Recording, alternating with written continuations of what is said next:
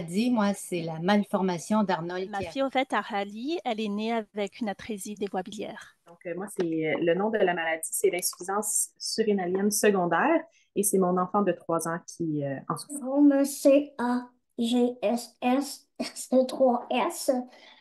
C'est assez compliqué, c'est un acronyme en Je m'appelle anglais. Claire Zacharia, j'ai 31 ans et j'ai reçu mon diagnostic de maladie rare seulement à 29 ans, qui est le syndrome de Tickler qu'on va discuter tout à l'heure. J'ai le syndrome de Ehlers-Danlos hypermobile, j'ai une polyendocrinopathie auto-immune de type 2 et une maladie auto-inflammatoire qui n'est pas spécifiée, donc c'est un problème du système immunitaire.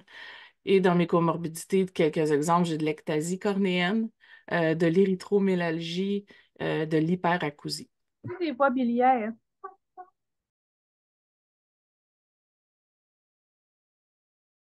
Le cas du CARI, c'est l'accès aux soins. C'est ça, puis l'errance, la connaissance de la maladie pour que diminue l'errance diagnostique, puis l'errance de traitement aussi.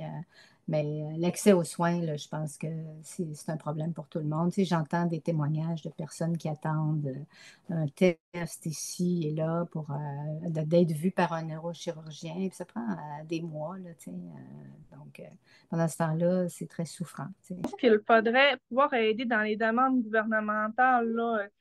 Tu sais, je sais qu'il y a beaucoup de subventions qui se donnent, même pour les enfants handicapés, les enfants qui ont des besoins particuliers, tout ça. Il y a plusieurs personnes sur notre groupe qui ont eu accès à ça, mais mon Dieu, les formulaires sont tellement difficiles à remplir. Puis souvent, c'est au moment où ce que l'enfant reçoit son diagnostic. Donc, la personne, elle n'a pas du tout la tête à remplir ces choses-là, premièrement.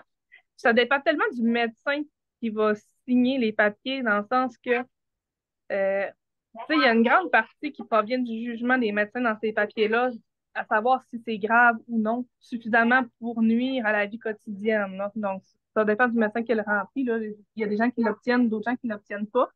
Le soutien dans le quotidien, c'est aussi, par exemple, quand on arrive à l'hôpital, c'est pas nécessairement une maladie que tout le monde connaît, ce qui fait que des fois, quand on est à l'urgence, on doit comme attendre beaucoup si on n'a pas la requête qui dit que c'est une maladie grave, là, qu'il faut qu'elle soit prioritaire.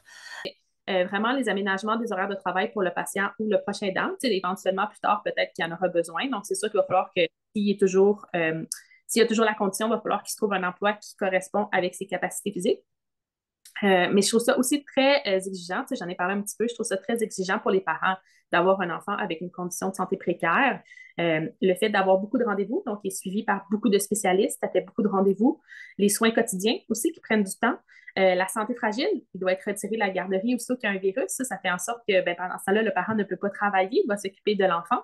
Tout ce qui est crédit d'impôt ou allègement du fardeau fiscal, ce serait vraiment intéressant parce que c'est pas vrai qu'on peut avoir un emploi à temps plein, que les deux parents peuvent avoir un emploi à temps plein quand un enfant qui a cette condition-là. C'est impossible.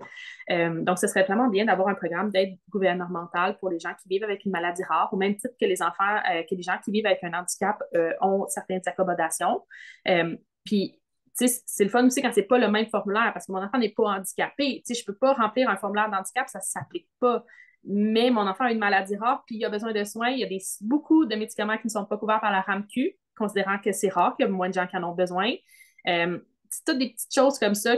Vraiment, les aménagements des horaires de travail pour le patient ou le prochain aidant. Éventuellement, plus tard, peut-être qu'il y en aura besoin. Donc, c'est sûr qu'il va falloir qu'il y ait toujours, s'il y a toujours la condition. Ça peut être, par exemple, d'offrir des options hybrides ou virtuelles parce qu'il y a des gens qui sont alités, qui ne peuvent pas sortir de chez eux, les problèmes avec un système immunitaire immunocompromis, ou plutôt compromis, peuvent pas facilement aller dans un endroit public intérieur sans risque. Donc, des fois, ils sont obligés d'éviter les lieux en personne. Puis, il y a plein d'autres raison aussi d'aller dans le virtuel, mais ça peut aussi être de s'assurer d'avoir des endroits où s'asseoir. On est nombreux à pas être capable de rester longtemps debout dans une file d'attente, par exemple. Donc, surtout si on pense à une clinique médicale, ce serait bien de pouvoir s'asseoir pour attendre au lieu d'attendre en file pendant de longues minutes ou même plus. Écouter et respecter. Ça fait quand même 5 ans, j'avais pas le bon diagnostic. Et le rendez-vous a duré 1 heure, 1 heure et demie. le médecin était complètement à l'écoute. Elle respectait vraiment tous mes points de vue. Je les ai sentis vraiment empathiques. Et juste ça, je suis sortie du bureau, on dirait que j'étais littéralement plus légère. Enfin, un médecin qui m'écoute, qui me croit et qui dit, bah, OK, regarde, c'est sûr qu'il y a quelque chose, on va prendre le temps de plus comprendre tes symptômes parce que non, ce n'est pas dans ta tête. Non, t'es pas casse-cou. Non, c'est pas pour chercher l'attention. C'est pas normal. Tu as autant de blessures dans ton bagage. On va chercher. Des centres de réadaptation. Je sais que ça a été, entre guillemets, mon havre de paix, si on peut appeler ça comme ça. Les centres de réadaptation, je trouve, sont plus ouverts par rapport à la réalité des maladies rares. Si je donne un exemple, moi, je suis à la clinique des maladies neuromusculaires, là, parce que c'est sûr que c'est là que c'est venu myopathie mitochondriale. Tu as plein de services autour. Tu as les sexologues, tu as un psychiatre. C'est suivi là aussi. Puis c'est comme ça aussi que j'ai été mieux compris